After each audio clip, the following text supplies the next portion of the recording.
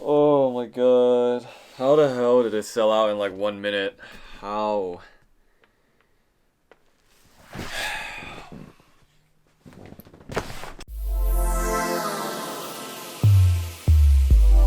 How's it going, everybody? It's Jace again, and today I'm going to be talking about the Dunk 365 by U drop and how the drop actually went, how people are reacting to it, and what's going on with it now, and how this relates in relation to all the dunk hype that started late last year. So without further ado, let's get right into this video.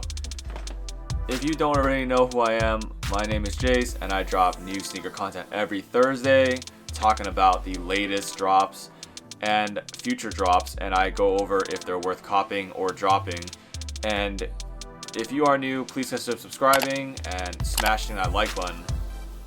Being able to customize sneakers is nothing new for Nike. A lot of you know about the Nike ID program, which is essentially what the Dunk 365 by U program is, where they let you pick your different materials, different colors, and you can customize it the way you like. So I want to just point out how funny it was that this came back out, and living through the different eras of the Dunk, so to speak. So I started collecting Dunks back in, I want to say 2009 probably. My first pair ever were the Abominable Snowmans, which were the dark gray, black, and red pair. And they were just a regular GR pair. I walked into I think it was a Foot Locker or something, or Zoomies or something like that at the time, and I just picked them off the shelf for retail, and it was, no harm, no foul, super easy to cop.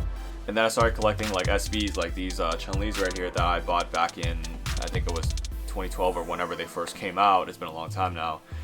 And I got them for under retail because, truth be told, like Dunks back then, they were just bricks. They weren't worth anything. Nobody wanted them besides skateboarders and collectors. So anyways, the whole reason why the Nike Dunk 365 by U, or the Nike ID edition of this shoe, is back now is definitely got to do with all of the efforts Nike has been putting in to revive the dunk hype ever since last year.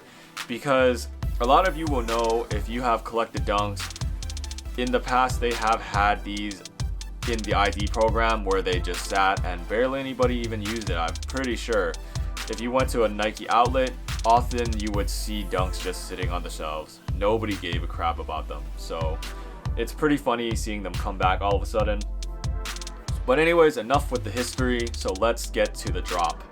On January 4th, Nike actually announced it on their Nike app, not their sneakers app, that you could start customizing the sneaker. You could make it however you want, and naturally a lot of people got excited, such as myself, and I was thinking, oh man, I'm gonna make some Chicagos, or I'm gonna make some Kentuckys. But being a product designer myself, I kind of already had a sneaking suspicion that this wasn't gonna be the case, because Nike would be cannibalizing their own product lines by doing this. Just as I thought when you went to the customization option, a lot of people start talking about how come I can't customize the Vamp color independent of the toe box color, because if you made the Vamp orange, the toe box turned orange as well, and you couldn't do them separately. I'll get into more reasons why that customization might be locked a little later, but just know that it's most likely for Nike to protect their other lines. They don't want you to be able to create a one-to-one of an exact product that they actually offer themselves. Otherwise, it does kill the hype, which in turn can kill potential demand and potential profits for their sneakers in the future, especially if they do decide to retro it, for example.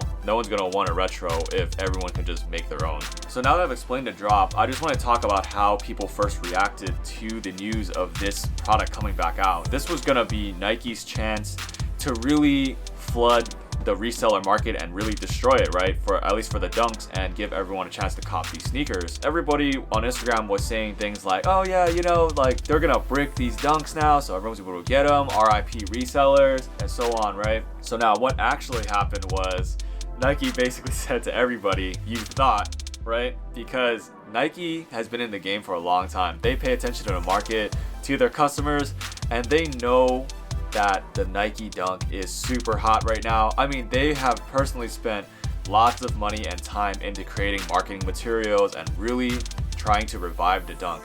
So there is, in my eyes as a product designer, no way that they are going to cannibalize their own product, undo all that effort that they put into creating all this hype.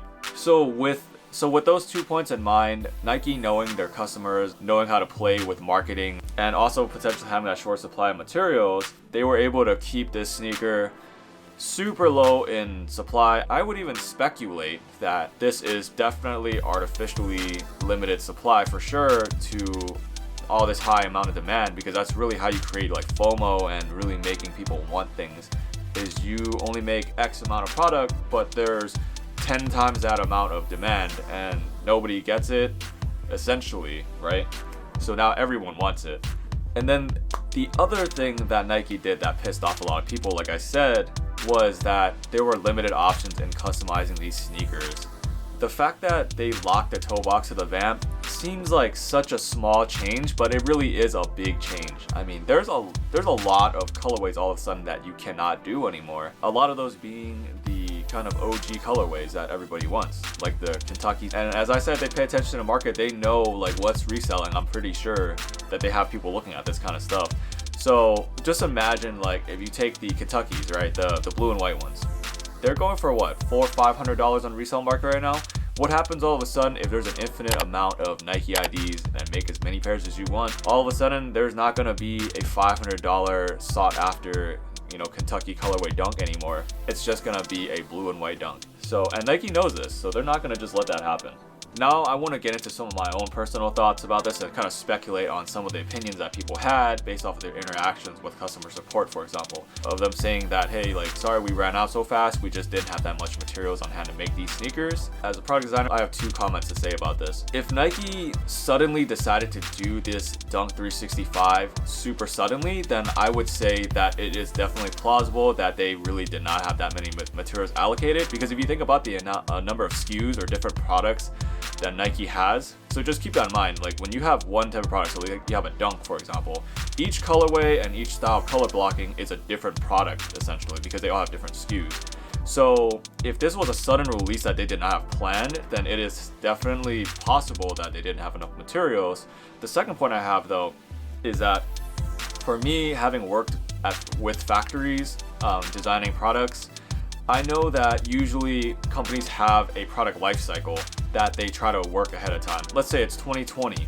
A company will want to have products almost fully done for 2021 already by then, and they know what they're going to be rolling out. The fact that Nike's as big as they are, it makes me not believe that they didn't know that they were going to be doing this release. So that almost sounds like definitely like artificially generated supply right there. And then now we get to probably some of the wildest things I've seen of 2020 and 2021 for the sneaker market. People are reselling these things on eBay for $300, $400, $500, and man, these joints are ugly. I gotta tell you, man. Like some of the ones that I've seen people create it looks like someone put on a blindfold and and I was like, bro, like you used up someone's slot to create this.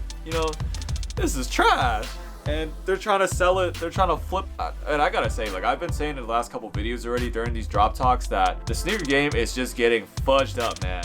Like this stuff is just getting ridiculous. I mean, this is not even a custom either. Like I understand if you're paying a custom sneaker maker to do you some custom graphics or whatever, but you're literally on Nike's website customizing potentially something that somebody else would have the same design as you, and you're paying tons of money for something that is not hype, is not actually a custom, but yet they're charging $500 for it, all because Nike decided to make a low stock run of this. So I'm a little interested to see where this goes. As the Dunk hype continues, I think that you're gonna be seeing more crazy things like this happen. I mean, I wouldn't be surprised if they did re-release or do a restock of this soon, and the same thing happens, unless they're just building the hype off for it to come crashing down eventually, but we'll see about that. There are rumors that this will be restocked periodically throughout the year. I will hopefully be able to give you guys some good news, and when that does happen, I will definitely keep you all updated. And yeah, I think in terms of how this affects the future of the Dunks, I really hope that this isn't a trend that continues, because it's such a negative trend. The whole point of doing a Nike ID originally was so that it was something customized for you, but now people are basically using it for what it wasn't meant to be used for. In closing, my whole point with this video was that it's crazy how Nike ID was always around for people to basically create and express themselves on a more personal level, right? So you could get your own name on it or whatever, and it was for you. For example, one of my boys customized his own gold cleats, and they look sick as hell, right? Never seen anything like it on Nike's own website. you know, those are for him, and it had wording that only means something to him. But all of a sudden people are using this concept now and actually found a way to monetize it, and it's crazy. But you know, I suppose that's really just how it is. People are always going to find a way to monetize things.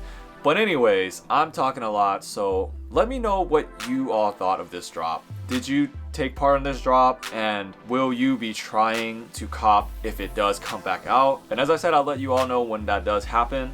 But anyways, I'm Jace, and keep it laced here on this channel with me. I let you know about all the latest cops and future drops. And make sure that you like the video, subscribe to the channel, and ring that bell so you get my latest notifications. I drop videos every Thursday. So anyways, support your local businesses. Take care.